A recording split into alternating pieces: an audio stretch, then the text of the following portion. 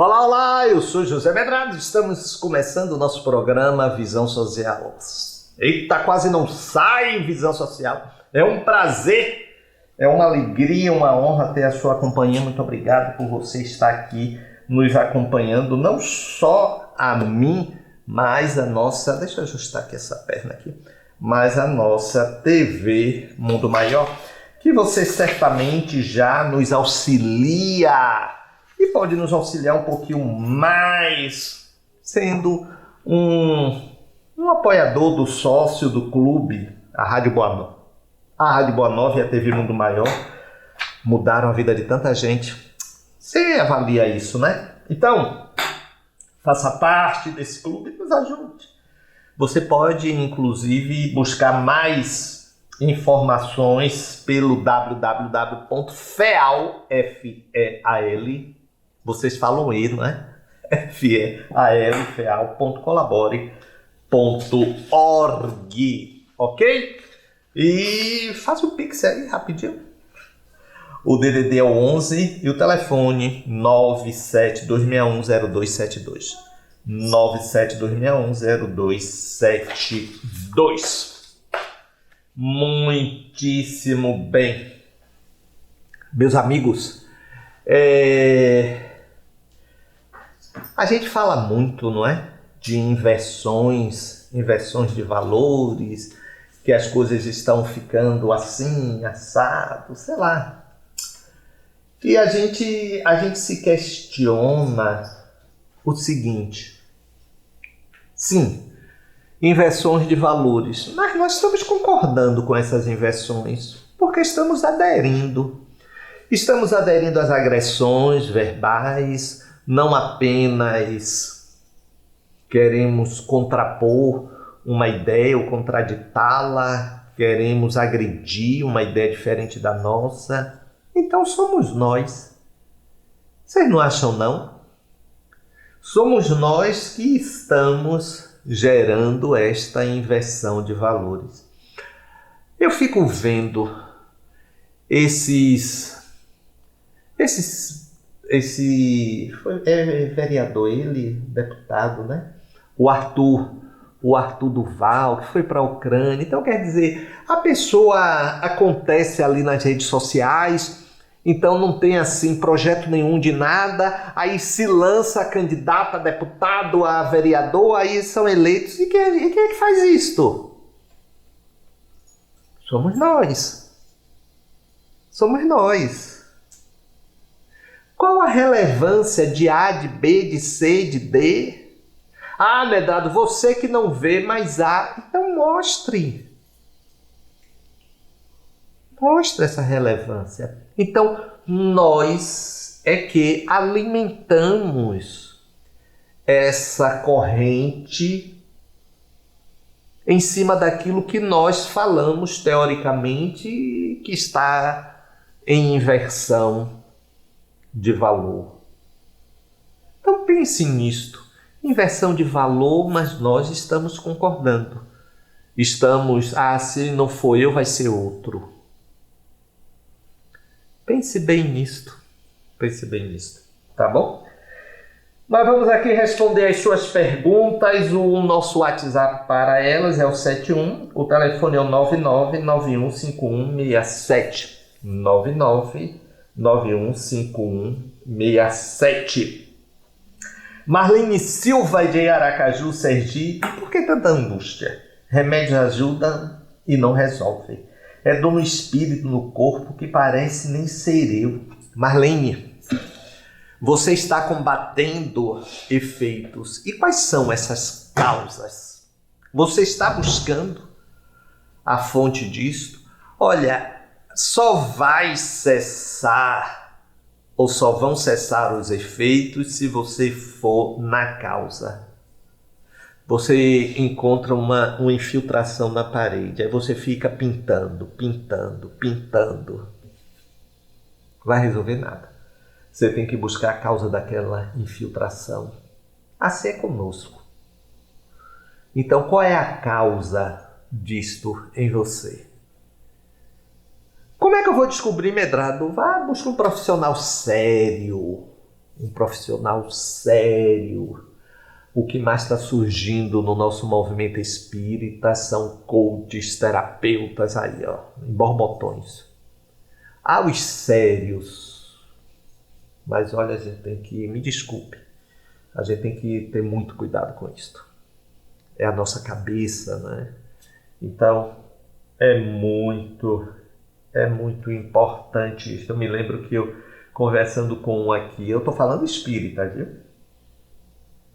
Aí eu fiz um comentário a respeito de uma pessoa amiga que tem até uma certa, era na época era um político de projeção. Aí ele disse, eu sei porque eu atendo a amante dele. Eu conhecia ele e a esposa. Aí eu disse, fulano, como é que você me diz? Não, eu estou dizendo porque eu confio em você. Eu disse, não. Eu, por exemplo, me relaciono com um casal e não sabia que ele tinha amante. Muito cuidado, muito cuidado.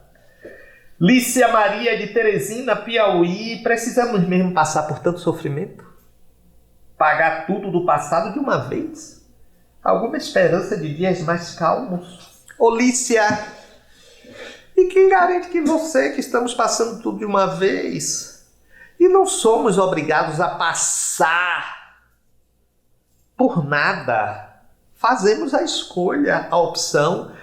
E outra coisa, Lícia, não é pagar, é reaprendizagem, é reestruturação. Porque pagar dá aquela impressão assim de um castigo. É porque a gente ouve muito falar de dívidas, né? Dívidas do passado, karma. Mas não é passar por pagamento, mas por recomposição de comportamento, de pensamento. São recomposições. Tá entendendo, Lícia? E ninguém sabe com precisão os seus processos kármicos. Ninguém. Porque nós não somos marionetes de espíritos, não somos marionetes de pessoas. Não. Nós somos obreiros de nós mesmos. Mas é a obsessão, Medrado, sugere. E nós é que fazemos, ou nós que alimentamos.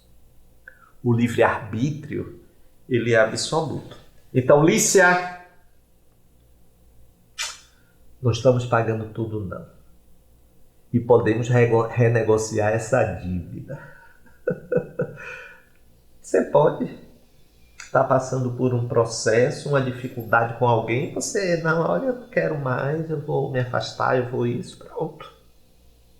É um direito. Tá bom, Lícia? E quem é, né? Aqui que pode se dizer representante do saber da verdade, das forças e das sugestões e orientações espirituais no seu todo. Não, os espíritos que disseram, você tem que... Anônimo de Feira de Santana, aqui na Bahia, pertinho aqui de Salvador. O espírito em desdobramento, quando está dormindo, corre risco de se desligar e morrer? Não. A gente tem informação, Anônimo, que é considerada a maior médium de desdobramento de todos os tempos, que Dona Ivone Pereira, ela do Pará, diz que quando ela ficava desdobrada há muito tempo, o corpo começava a ficar meio cianótico. Mas também a gente ouve muitas histórias, né? Muitas invenções, aquela velha história, né? Quem conta um conto aumenta um ponto. Não é verdade? Então a gente ouve muito isto, né? Sobre efeitos da mediunidade sobre médiuns. Então muito folclore nasce, muita mentira é dita, até por admiração, alguém, sabe, ouve algo pela metade, passa adiante, sabe aquela brincadeira do telefone sem fio? Aquilo é tão verdadeiro, não é?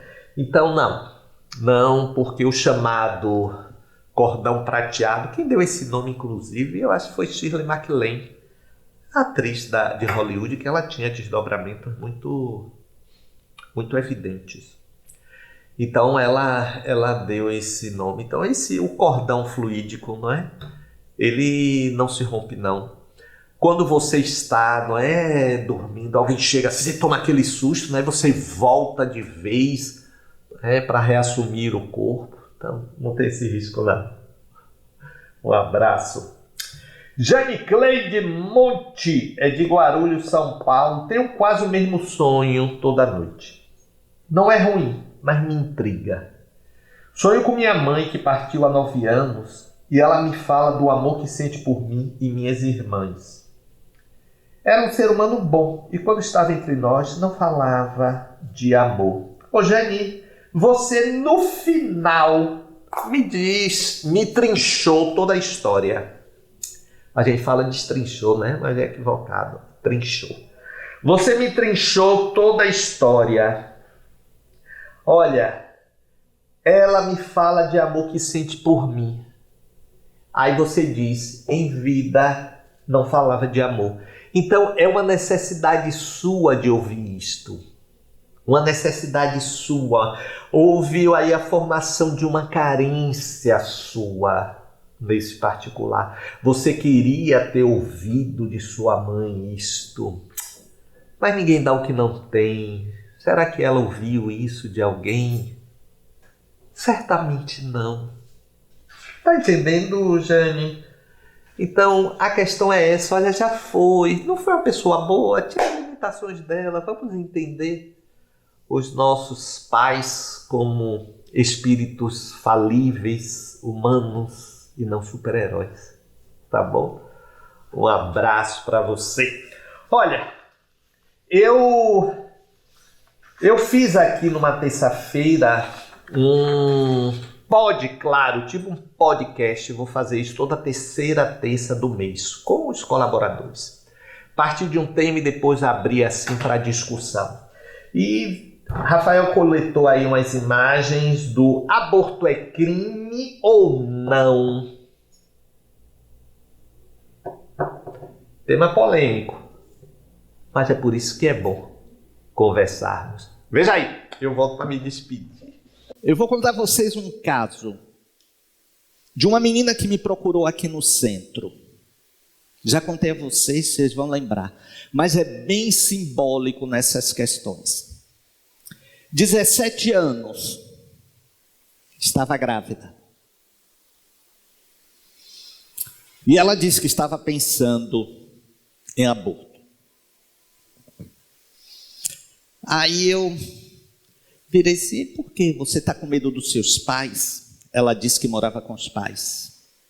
Ave Maria, meus pais não têm a menor ideia. Menor ideia.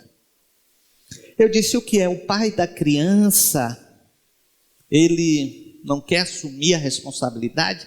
Ela disse, é muito complicado, Medrado, ele está até aí. Aí me mostrou, ela estava conversando comigo ali no canto, me mostrou um rapaz que estava distante, assim, ansioso. Aí eu perguntei, qual a idade dele? 19 anos. Aí eu falei assim, por que ele não pode conversar com seu pai? Medrado, você não tem ideia. Eu falei assim, então me diga. Aí ela virou e assim, de chofre, é porque ele é meu irmão, de pai e mãe. Honestamente, eu me calei.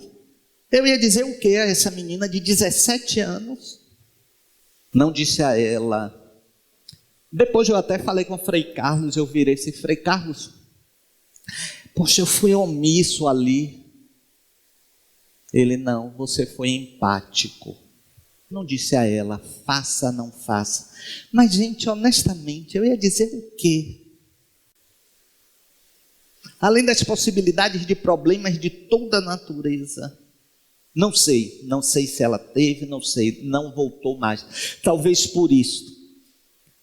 Talvez porque ela quisesse que eu, entre aspas, autorizasse. Não é? Talvez por isso. Há estudos que também evidenciam o seguinte: ideias formadas não são modificadas. Se pode carregar no peso da decisão. É o que Freud chama de viés de confirmação. Ou seja, eu procuro você para que você concorde com o que eu quero. Eu não procuro você para me dar uma opinião diferente do que eu quero. E olhe, já é muito antigo esse princípio do viés de confirmação. Há um filósofo inglês, Francis Bacon, que já no século XVII, em torno de 1620 mais ou menos, ele já falava isso. Ele dizia que a pessoa tem uma ideia, a gente está vendo muito isso nesses dias de polarização política no Brasil.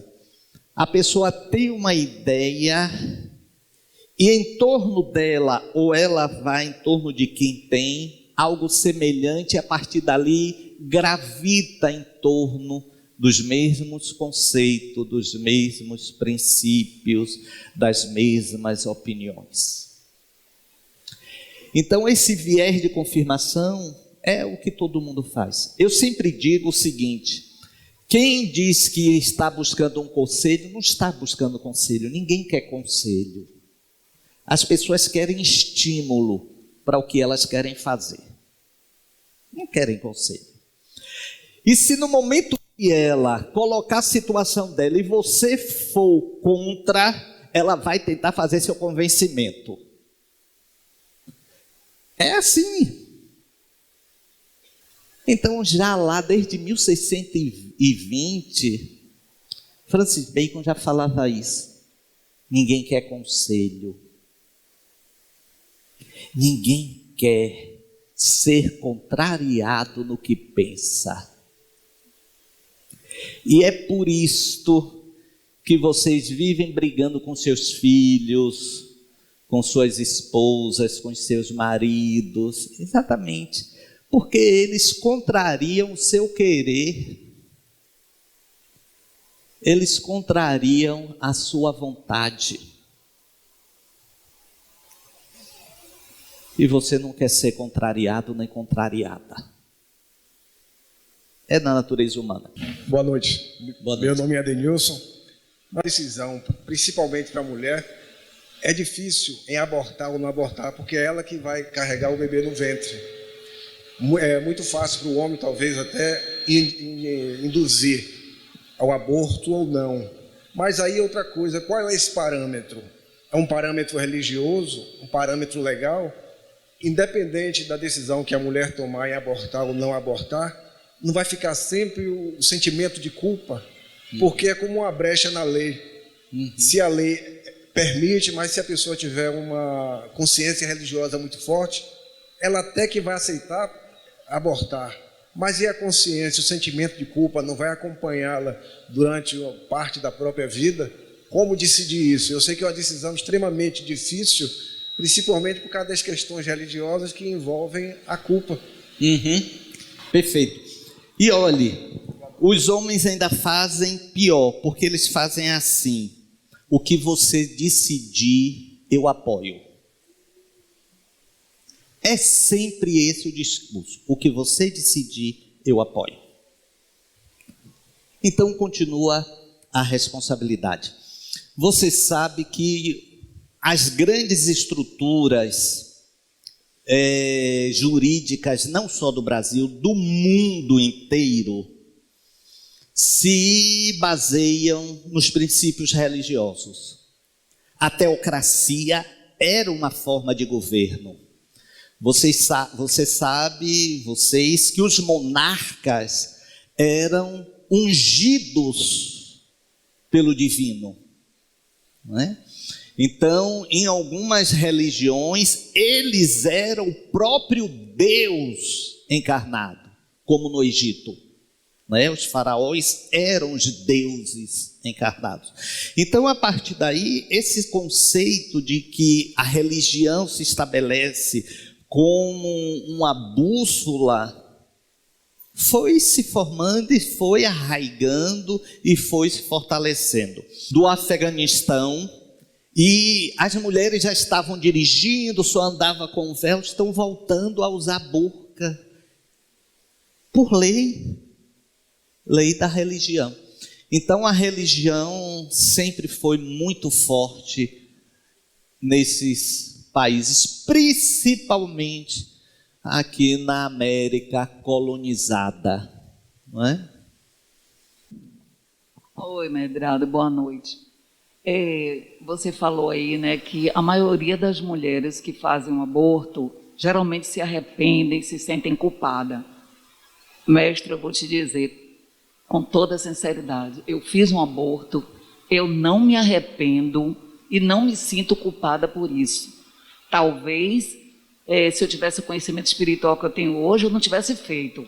Mas eu não me sinto culpada. Eu estou errada por isso? De forma alguma.